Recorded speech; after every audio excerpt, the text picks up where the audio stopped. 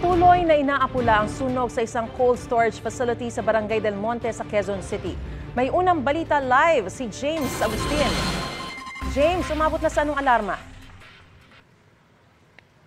Maris, good morning. Patuloy pang inaapula ng mga bombero yung sunog na sumiklab sa isang cold storage facility. Dito po yan sa FPJ Avenue sa Barangay Del Monte sa Quezon City. Ngayon ay nakataas pa rin ito sa unang alarma.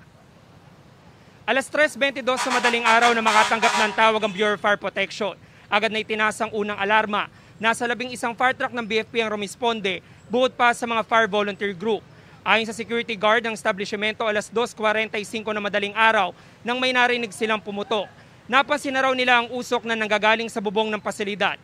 Wala namang empleyado sa loob ng cold storage nang mangyari ang insidente.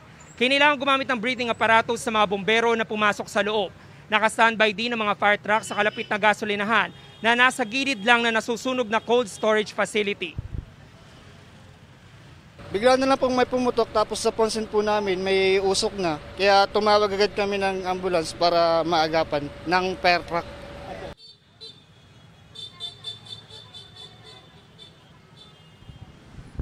Samantala Maris, itong nakikita nyo ngayon, ito yung sitwasyon po mismo dito sa nasusunog na cold storage facility. Yung malaking apoy at makapal na usok na nanggagaling dyan sa gitnang bahagi ng pasilidad ay naobserbahan lamang yung malaking apoy pasado alas 5 ngayong umaga. Kasi nung dumating tayo dito, yung mga bombero kanina, at bago pa sila pumasok ay makapal na usok lamang yung nanggagaling dyan sa pasilidad na yan. Mula po dun sa gitna ay gumapang na yan hanggang dito sa likurang bahagi nitong cold storage. At dahil dito nga sa gilid ay meron ditong isang gasolinahan at merong isang bilihan ng donut, ay hindi na muna nag-ooperate yan.